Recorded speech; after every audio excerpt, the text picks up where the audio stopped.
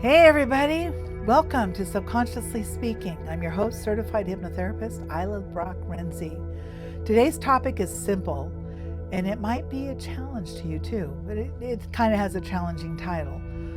You can choose peace by what you ignore. It was a quote I heard this week on some, reel or whatever, but peace, our inner peace, or the peace that passes all understanding. It's peace. What is that? Well, how do you do it? What is it? But first, before we get into that, I just want to acknowledge something for a second. Some of you woke up today, opened your phone, and immediately donated your peace to people who don't even know they received it. A text message, a social media post, a thought that showed up uninvited and just made itself comfortable. And now here you are, already managing emotions that technically didn't even belong to you 5 minutes ago. So today we're going to talk about how to stop doing that, or at least get some ideas behind it, some call to action. So choosing our peace by what we ignore. It sounds almost too easy, right? How do we ignore something? If a thought comes into your head, into your mind, it doesn't mean you have to give any attention to it. It's not necessary. You don't have to, you can just ignore it. I know the little devil wants to get in there and chew you up, but you don't have to, you don't have to give any attention to all the thoughts that come into your head. I know, a lot easier said than done. There has to be more to it than just peace. Oh, just ignore the stuff. Like peace should require effort or healing or fixing things or resolving something big. But what if peace isn't something you have to go out and find? What if it's just something you create or can be created by deciding what no longer gets your attention? Ooh, what a thought. Because most people are trying to feel peaceful by handling everything. If I just get this done, peace.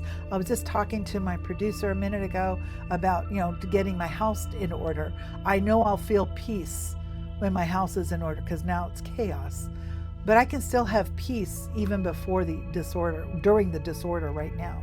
What am I giving my attention to? Most people who are trying to feel that peace are trying to handle everything, as I just said. They're answering every message, they're reacting to every tone, analyzing every conversation, replaying every situation, trying to fix people or fix the outcomes or fix emotions, and it can be exhausting, and you still don't have the peace. So let me offer you some different perspective. Peace doesn't come from handling everything. It comes from not handling certain things at all. And that's where people get a little uncomfortable. Because we have been conditioned to believe that if something shows up in our awareness, we're supposed to do something with it. And it's not true. You don't have to do anything with it. Respond to it. We have to analyze it. We have to react to it. Just because something gets your attention doesn't mean it deserves your focus. Think about what should get your focus. We'll get to that. Your attention is one of the most valuable resources you have. Where your attention goes, your emotional experience follows. If you're focusing on irritation, the body practices irritation. If you focus on stress, the body practices stress. If you focus on calm, your body practices calm. And this all boils down to there's a statement in the Bible that says, as a man thinketh in his heart, so is he. It's a true statement. Everything we are starts on the inside. Focus is something that's on our inside, and then it shows up on the outside in our behavior. 100%. There's nothing on the outside that starts first and then shows up on the inside. We have to have it on the inside first in order for it to show up. So if you focus on calm, the body practices calm. So whatever's on the inside, it's going to come out on the outside. It will show up in that way. So when we talk about ignoring something, we're not talking about avoidance in a way that disconnects you from reality. Some people might be in grief and they're avoiding the pain of the grief. Boy, I know a lot of people who are doing that. We're talking about intentional non-participation. There's a difference between I can't handle this and that doesn't deserve access to me. The second one, that's the powerful part. Think about how easy it is to get pulled into something small, text message that feels off, someone's tone, a comment that rubs you the wrong way, someone cutting you off in traffic, A thought that pops up and suddenly you're 10 minutes deep into it. And now your whole internal state has shifted. Your countenance has changed. Not because of the situation, that the situation was powerful. It's because your attention stayed there and it didn't have to. So here's a question worth asking yourself. How long do you allow something to live in your mind? After it's already over, how long are you going to let it live there? Because that's where peace is either built or broken. The subconscious mind learns through repetition and emotional intensity. It doesn't care if something's big or small, logical or irrational. If you keep focusing on it, it becomes important. If you repeatedly focus on things that irritate you, drain you, frustrate you, even the small things, your subconscious mind starts building a pattern. This is what we do. We react, we engage, we hold on to it, and over time that becomes your baseline. Not because life is chaotic, although it can be. It's because your focus your focus is trained on your nervous system to expect chaos to happen. So choosing peace isn't about eliminating triggers. It's about deciding what you no longer wish to engage with. And just because something enters your awareness doesn't mean you have to invite it. It doesn't need to be there. You don't have to sit with every single thought. I think I mentioned that a few minutes ago. You don't have to respond to every emotion. You don't have to have everything correct for every person. And you definitely don't have to give your energy to things that don't move your life forward. Not everything needs a response and not everything needs a reaction. This is something I actually had to learn, and it is a learning thing. It is a practice. Most things don't need a second thought. So what do you ignore? You ignore the petty comments. It's okay to ignore them. You ignore the tone that isn't worth decoding. It probably has nothing to do with you anyway. You can ignore the people's unmanaged emotions. You can ignore the what-if scenarios that lead somewhere. Play that game in your head. What if? What if it does happen? Answer that question. And then next question is, what if that happens? And you just keep playing that till you have nowhere else to go with it and you can let go of the what ifs. You can ignore the internal noise that repeats without resolution, and that doesn't make you disconnected. It makes you selective. It makes you intentional. Before you engage with something, ask yourself a simple question. Is giving this my attention going to improve my life, my mind, my state of mind? Or is it going to disturb it? And you can stop right there. And if this answer is disturbing, or if it disturbs you, that's your cue. Don't fight it. You don't need to. Don't have to analyze it. You can just let it pass. It's like gossip. If someone's coming to you to tell you something about somebody else, put your hand up and just ask them, is this going to help them or is this going to hurt? Or are you just trying to tell me something? And then don't listen to it, because 9 times out of 10, they're just wanting to tell you something nefarious about somebody else that's none of your business. I know it takes a while to get out of that, but it's true. I used to work in the nursery at churches. Prayer request. I know I'm just being funny. Think of it like standing at the edge of a river. Standing at the edge of a river, thoughts are passing by, emotions are passing by, the situations are passing by. Peace comes from realizing you don't have to jump into the river every time something floats by.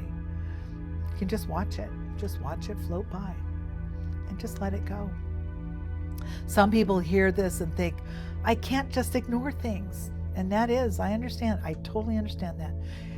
If you've been the person who is responsible, who is aware, emotionally in tuned, ignoring can feel like you're doing something wrong.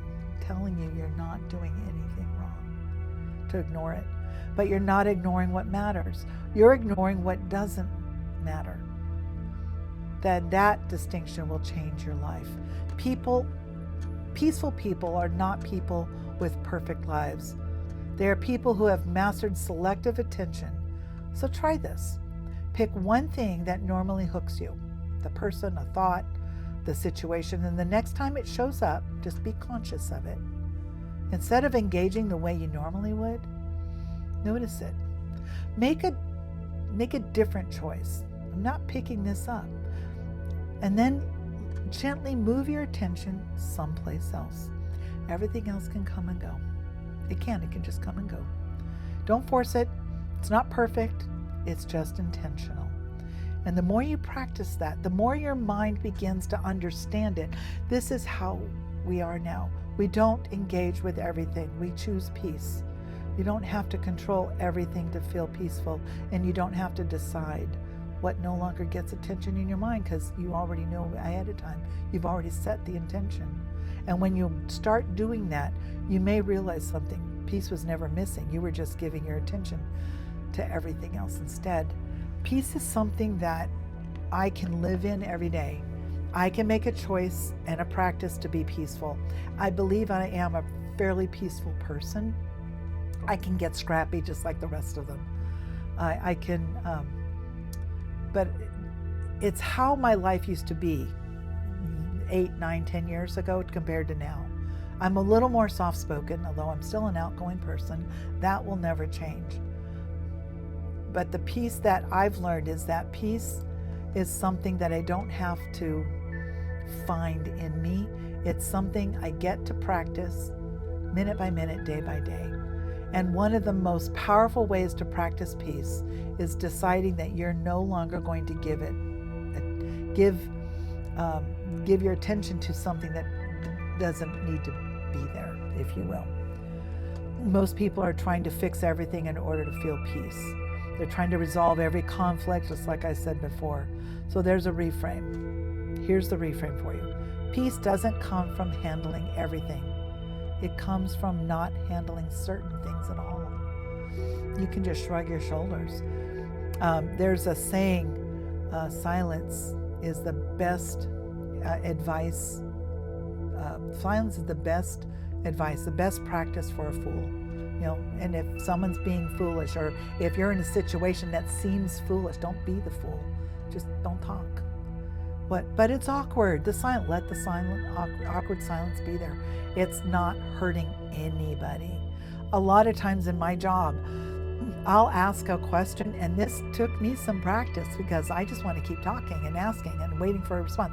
I have to just shut up and just wait. Just wait for an answer, and it could be awkward. It could be 2, 3, 4, 5 minutes before I get an answer.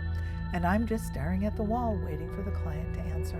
Because I know they have it. I know they want to say it. They're not in trouble. You're not in trouble when the thought comes to your head. You can just let certain things just go. What if your peace isn't being taken from you? What if it's being given away by you, by one reaction at a time? You can move into attention as currency. Your attention becomes like currency, if you will. Your attention is one of the most valuable resources you have. Your attention goes through your emotional experiences. I believe I already said that. I have another set of notes that I'm looking at. Sorry. So when you say ignore, we're not talking about avoidance or dysfunctional way, like I said earlier. We're talking about non-participation. So bringing yourself into practical application, you're allowed to ignore things that don't serve you. If it's not going to serve you, why say it? Not everything needs a response. And this is just a kind of just a little way to make it work, to bring yourself into a metaphor. Again, you're standing on the river. My little river metaphor is one way to look at it. It's realizing you don't have to jump in. It's realizing your mind learns what to release, what to keep on to, what no longer need to engage with. I know this was really short today, but peace doesn't take doesn't take a long time to learn. It can take a lifetime to practice. I think prayer is one of the best ways to help you gain some peace. Your meditation, your prayer, whatever that is for you. And if you would like, or if you find that you have some issues, or bringing yourself into an idea of how am I gonna gain some peace? It's something that you protect. One of the fastest ways to protect your peace is just deciding you're no longer going to give it your attention, because everything does not deserve a reaction or a second thought. You don't feel overwhelmed because there's too much going on. You're feeling overwhelmed because you've engaged with it too much. And the moment you learn to ignore what doesn't matter, your nervous system finally gets to regulate, and it gets a break. When you pillow your head at night, there should be peace about you. Just, asking for that, I call it godly peace. Just a peace of love, kindness, and just that within you. Just, you can take that to your pillow at night, and it just feels good, and make sure your bed's comfortable too. Although if it's not, just a nice comfortable pillow works. Just don't let something get your attention if it doesn't belong there, and don't give it any focus if it doesn't serve you. It can change your entire emotional state for the good if you just give yourself the peace. My name's Ilah Brock-Renzi, and this is Subconsciously Speaking. What's in your mind? And we'll see you next week.